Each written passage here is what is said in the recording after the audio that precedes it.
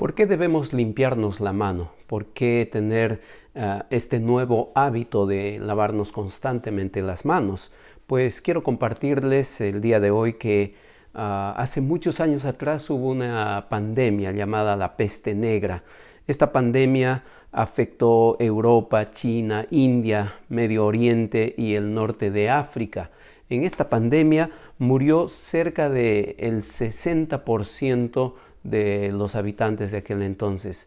Una cifra numerosa, increíble, devastó casi el mundo entero de aquel entonces. Y esto fue producido por la bacteria Yersinia pestis. Normalmente se cree que la peste fue transmitida por la pulga de la rata, pero eso ya fue descartado. Normalmente ahora se habla de que la transmisión fue de contacto por el ser humano, que en el piojo y en la pulga del ser humano se transmitía esta bacteria. Y en aquellos entonces la gente no tenía la costumbre de lavarse las manos o lavarse el cuerpo, bañarse, no tenían esta costumbre. Durante la peste, que fue más o menos entre los años de 1320 a 1353, se buscaron culpables y pusieron sus ojos en los judíos. Una de las razones es porque no había tanta mortandad entre los judíos. Y esto provocó la ira de la gente y creían que ellos habían envenenado los pozos de agua. Así es que mataron, persiguieron a los judíos en aquel entonces.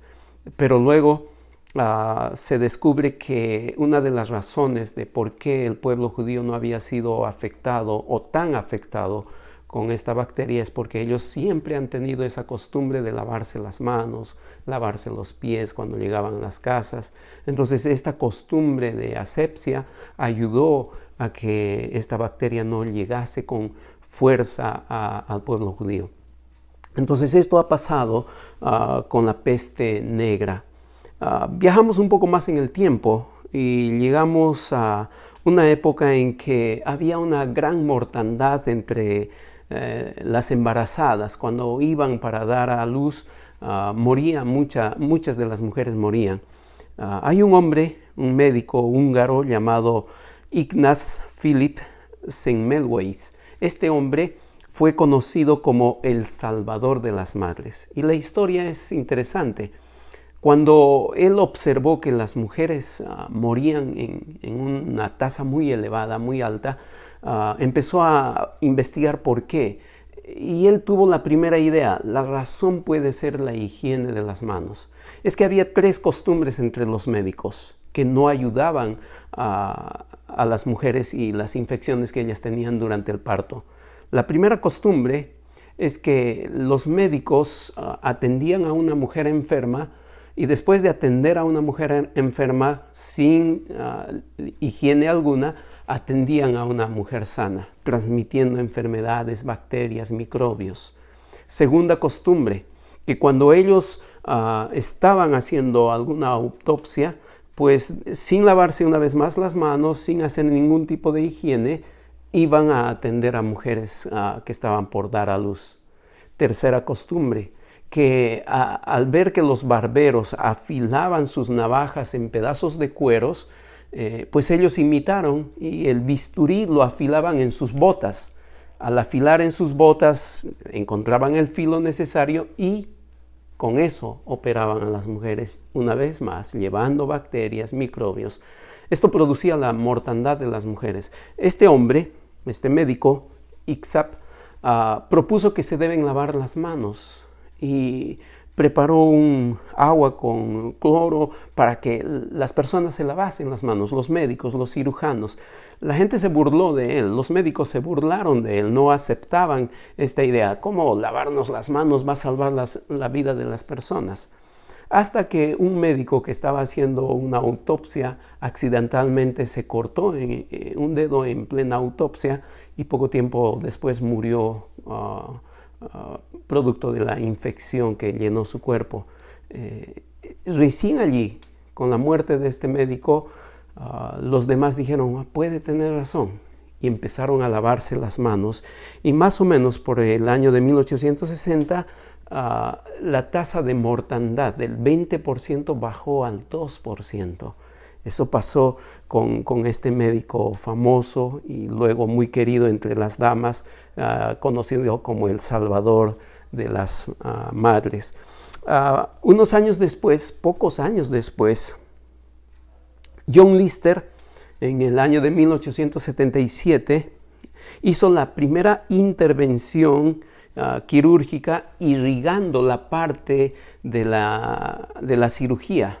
Entonces se lavaban las manos y ahora él estaba imponiendo también hacer asepsia, limpieza en la parte donde se iba a operar. Ahí es donde nace ya en la medicina la importancia de la limpieza, de la higiene. Y es con este hombre que se estandariza entre todos los cirujanos la limpieza, tanto de la mano como de los pacientes. Luego, un hombre llamado Louis Pasteur, él en una conferencia muy famosa dijo lo siguiente, les quiero leer. Él dijo: lo que mata a las mujeres de fiebre de parto son ustedes los doctores que llevan microbios mortales de una mujer enferma a otra sana. Si yo tuviera el honor de ser un cirujano, me lavaría mis manos con mayor cuidado. Esto es lo que dijo este hombre, Louis Pasteur, acerca de lavarse las manos, de la higiene. Pasamos un poco más adelante en la historia, llegando al alemán Robert Koch. Este hombre descubrió el bacilo de la tuberculosis y del cólera. Él es el fundador de la bacteriología moderna. Gracias a él se difundió más la necesidad de tener limpieza, higiene. Y esta vez ya no solo entre los médicos, los cirujanos, sino ya la gente toda empezó a darse cuenta, necesitamos nosotros también tener la higiene, no solo los médicos, no solo los cirujanos. Y ya para el siglo XX, la sociedad entera había tomado la costumbre de la higiene, entendieron la necesidad de mantener limpias las manos, sobre todo antes de comer y en cualquier actividad familiar. Tanto así que se cuenta de que en los comedores, en los restaurantes, vendían la comida envasada para evitar que se contagie con microbios. Así llegó la higiene. ¿Pero qué pasó entonces? Después de la Segunda Guerra Mundial, empezaron a abundar los antibióticos y también empezó a estar en todos los lugares y al alcance de todas las personas las vacunas. Y el hombre se sintió intocable, se sintió muy poderoso, ya nada le iba a afectar, ya tenían las armas necesarias para combatir cualquier infección. Empezó el descuido. Allí es donde se abandona la higiene. La gente ya no se preocupa de lavarse las manos, de hacerse una higiene necesaria. Entonces, tenemos que aprender de la historia. Necesitamos lavarnos las manos.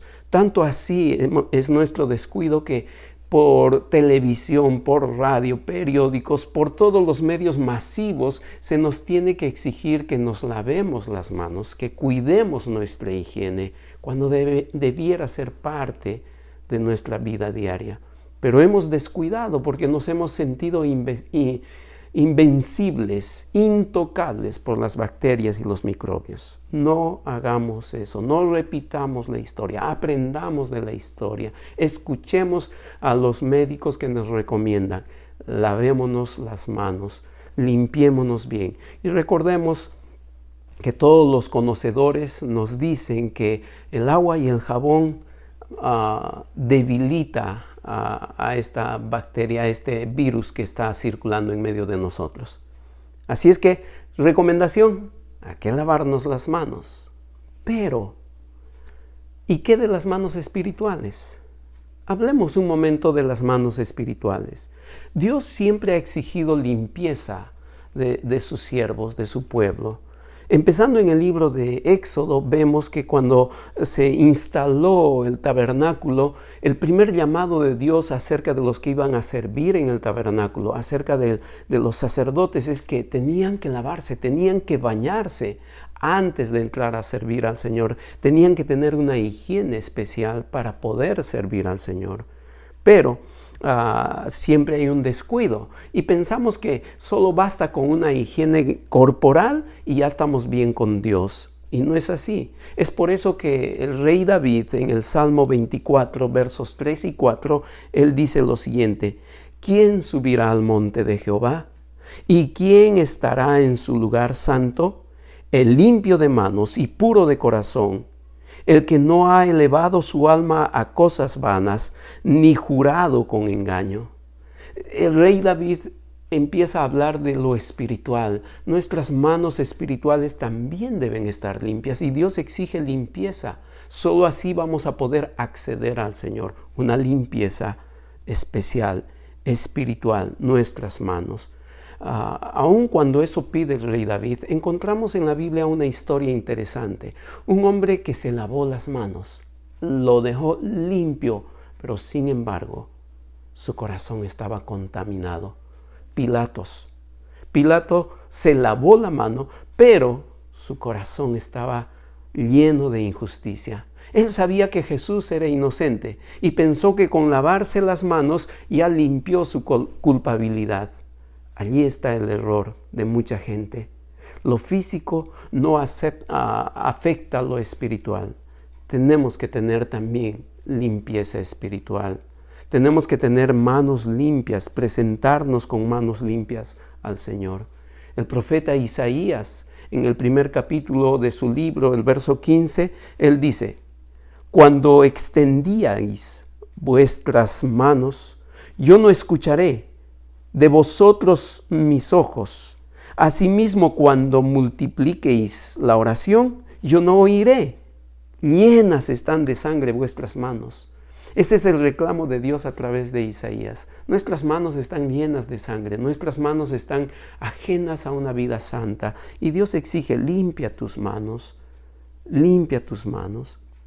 En el libro de Mateo capítulo 15, encontramos también al Señor Jesucristo. Él lavó los pies de sus discípulos. Él no tenía problemas con cumplir esta ley, con tener higiene, pero encontramos en este capítulo que el Señor Jesucristo habla de tener unas manos limpias, relacionándola con el corazón, porque Él dice: lo que sale de nuestra boca es lo que contamina al hombre, lo que está sucio dentro de nosotros. Eso hace más daño, eso puede matar personas. Dios quiere que tengamos una vida limpia. Y terminando, les llevo al libro de Santiago, capítulo 4, verso 8, dice: acercaos a Dios y Él se acercará a vosotros. Pecadores, limpiad las manos, y vosotros los de doble ánimo, purificad vuestros corazones. Acerquémonos a Dios.